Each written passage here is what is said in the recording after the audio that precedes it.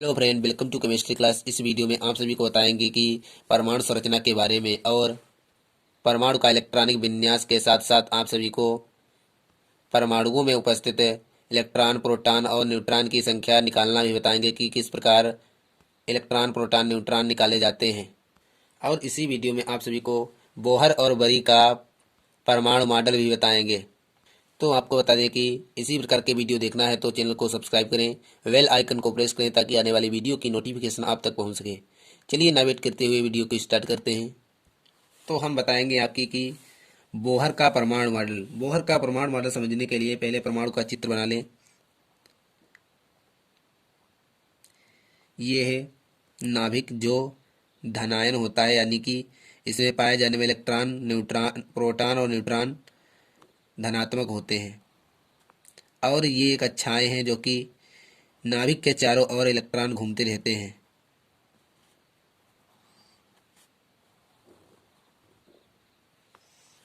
तो इसमें इलेक्ट्रॉन उपस्थित होते हैं। इसमें दो से ऊपर इलेक्ट्रॉन नहीं होते हैं और दूसरी कक्षा में 8 से ऊपर इलेक्ट्रॉन नहीं हो सकते हैं।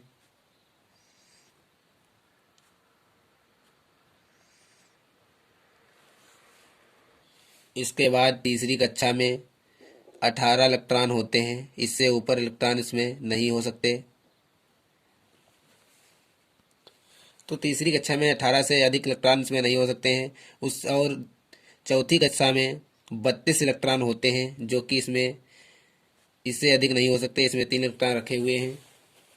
तो आपको इसका स्क्रीन करके बताएंगे कि किस प्रकार इलेक्ट्रॉन, प्रोटॉन और न्यूट्रॉन की संख्या निकाली जाती है। इसके लिए आपको पता होना चाहिए कि परमाणु का परमाणु क्रमांक कितना है, किसी तत्व का परमाणु क्रमांक कितना है।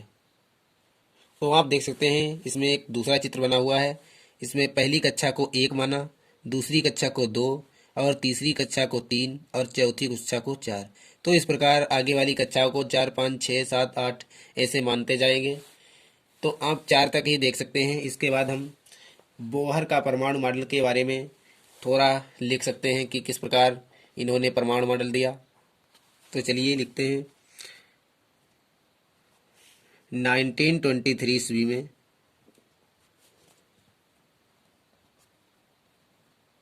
बोहर ने परमाणु संबंधी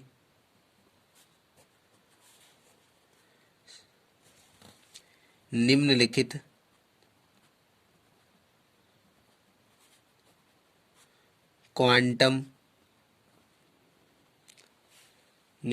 क्वांटम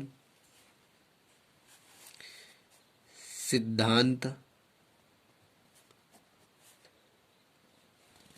के आधार पर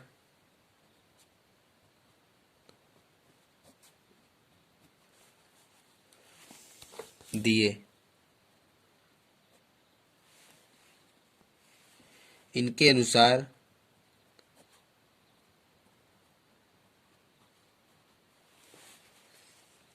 इलेक्ट्रॉन यानी कि ये कक्षाओं में चक्कर लगाते हैं, इन्हें इलेक्ट्रॉन कहते हैं। इलेक्ट्रॉन नाभिक यानी न्यूक्लियस, जो कि बीचों बीच में उपस्थित होता है, जिसे जो धनात्मक होता है, ये न्यूक्लियस है। नाभिक के चारों ओर विशिष्ट यानी कि अपनी निश्चित कक्षाओं में, विशिष्ट अथवा निश्चित कक्षाओं में, ये कक्षाओं में यानी कि कक्षा 1, 2, 3, 4 इत्यादि में ही घूमते रहते हैं, यानी कि चक्कर लगाते रहते हैं। जैसा कि आप इसमें देख सकते हैं कि ये नाभिक है और इसके आसपास इलेक्ट्रॉन चक्कर लगाते हुए दिख रहे हैं। तो इसी प्रकार इसमें लिखा हुआ है कि अपनी विशिष्ट कक्षाओं यानी कि निश्चित कक्षाओं हैं ना इसके इलेक्ट्रॉन इस कक्षा में आ सकते हैं, ना उसके इलेक्ट्रॉन उस कक्षा में जा सकते हैं। इसलिए यहाँ लिखा हुआ है निश्चित कक्षाओं में। कक्षाओं का नाम है 1, 2, 3, 4, जो कि इस प्रकार लिखा हुआ है। इत्यादि में ही घूमते रहते हैं और प्रत्येक कक्ष की एक निश्चित ऊर्जा होती है, ऊर्जा होती है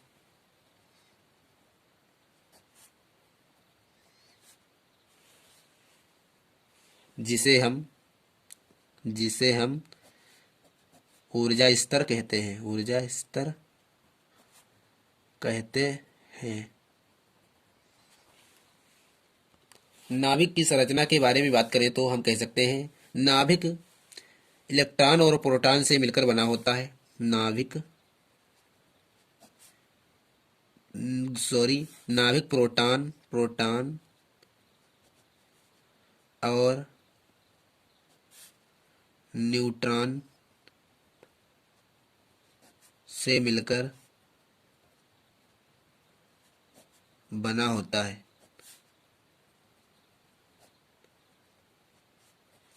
जिसमें न्यूट्रॉन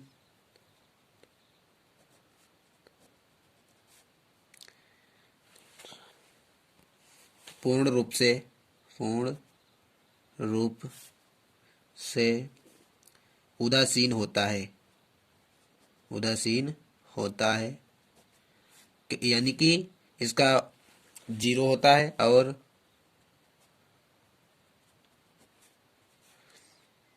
प्रोटॉन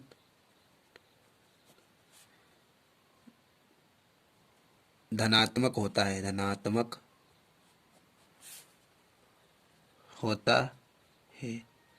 तो ये तो बात हो गई नाभिक की संरचना के बारे में।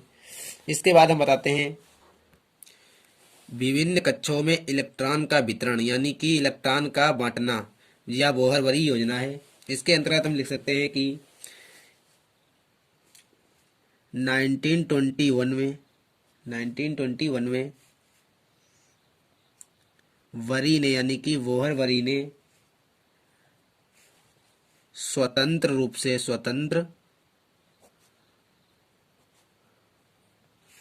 से एक योजना बनाई या प्रस्तुत की, जिसे हम बोहर-बरी योजना कहते हैं।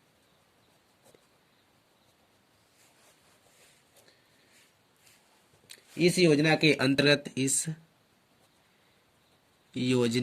अंतर्गत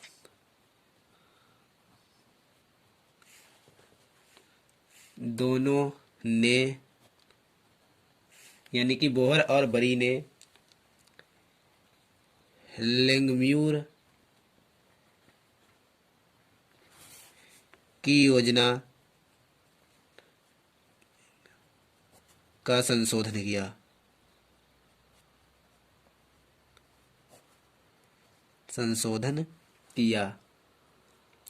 या संशोधन करके इलेक्ट्रॉन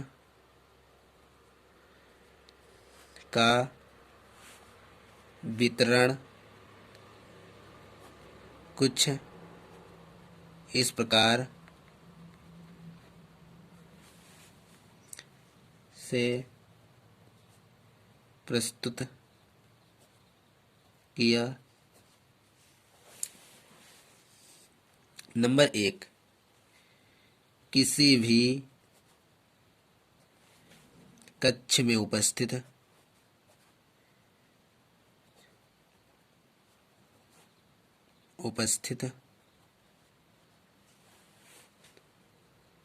इलेक्ट्रॉनों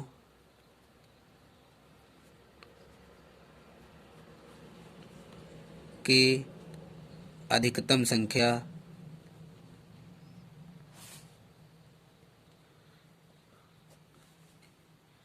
2n² हो सकती है। होती है। जैसे जहाँ n बराबर कक्ष की संख्या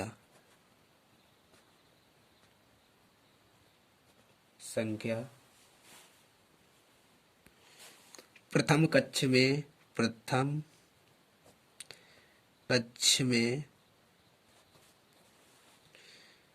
2 गुणे, यानी कि इस सूत्र का प्रयोग करेंगे 2n², जिसमें 2 गुणे n बराबर कक्ष की संख्या, एक कक्ष में एक इलेक्ट्रॉन हो तो एक स्क्वायर, तो इसका हो जाएगा 2 गुणे 1 तो बराबर 2 से अधिक इलेक्ट्रॉन नहीं हो सकते।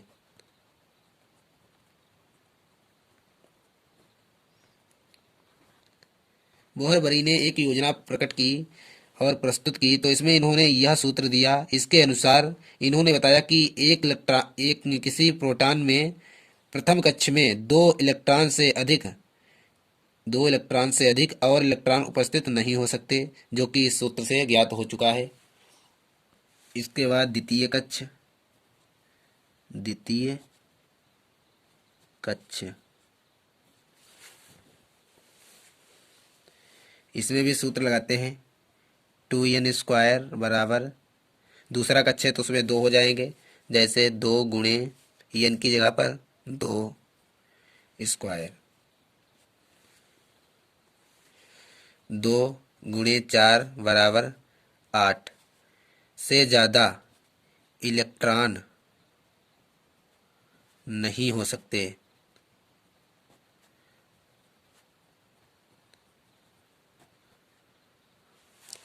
दूसरी कक्षा में यानी कि द्वितीय कक्षा में 8 से ज़्यादा इलेक्ट्रॉन नहीं हो सकते, जो कि इस सूत्र से ज्ञात हो चुका है। तृतीय कक्ष, इसमें भी सूत्र लगाते हैं 2n² बराबर 2 गुणे, तृतीय कक्ष है इसीलिए यहाँ 3 का स्क्वायर बराबर 2 गुणे 9, तो इसमें 18 से अधिक इलेक्ट्रॉन नहीं हो सकते।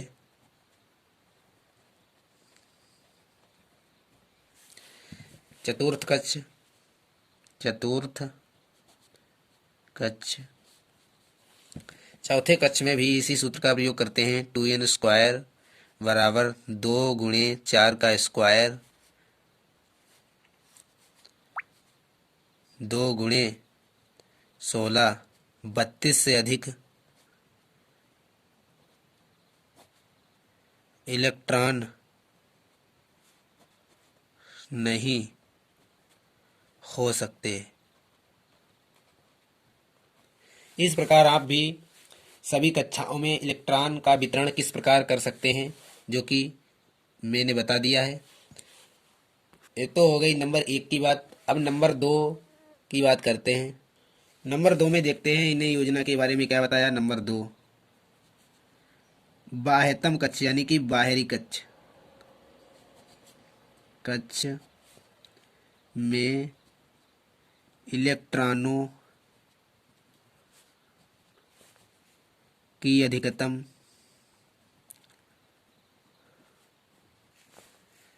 संख्या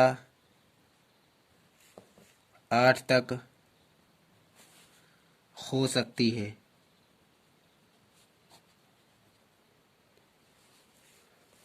तथा अंदर वाले कक्ष में 18 से अधिक इलेक्ट्रॉन नहीं हो सकते।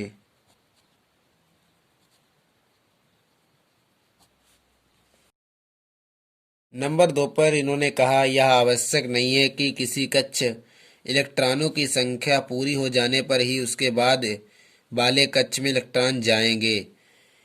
ऐसा भी हो सकता है कि किसी कक्ष की इलेक्ट्रॉन संख्या पूरी ना होने के पहले ही दूसरी कक्ष में इलेक्ट्रॉन चले जाते हैं। नंबर 4 पर देखते हैं। इसमें कहा गया है सबसे बाहर वाले कक्ष में 9 इलेक्ट्रॉन हो जाने पर भी कक्ष प्रारंभ हो जाता है, यानी कि 8 इलेक्ट्रॉन पूरे हो जाते हैं। जब 9वें इलेक्ट्रॉन पर नंबर आता है तो ये दूसरे कक्ष में जाने लगते हैं। नंबर 5 सबसे बाहरी कक्ष में 2 इलेक्ट्रॉन तथा उसके भीतरी कक्ष में 8 इलेक्ट्रॉन से अधिक इलेक्ट्रॉन नहीं हो सकते जब तक कि अंतिम कक्ष के दूसरे कक्ष में इलेक्ट्रॉन 2n² के अनुसार पूरे ना हो जाएं।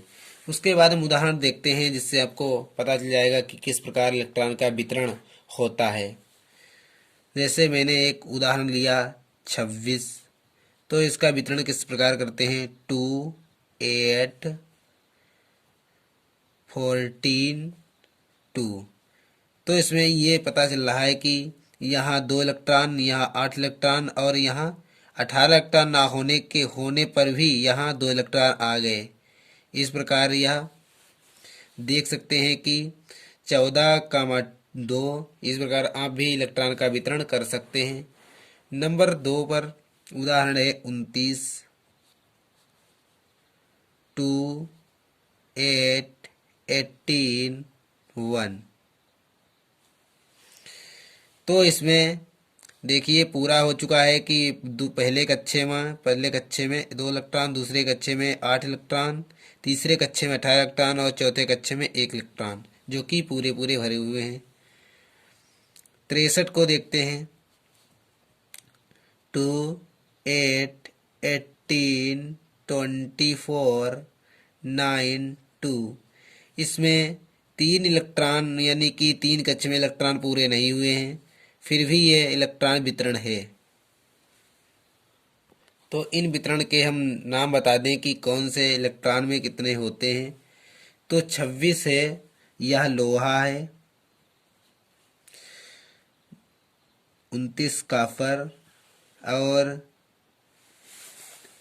29 63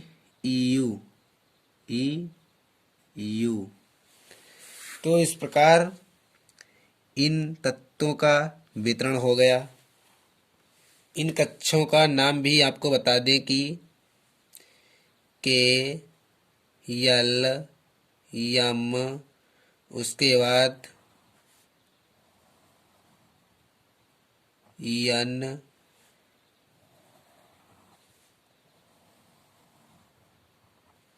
O। इस प्रकार आप कक्षाओं का नाम 1 2 3 4 5 लिख सकते हैं।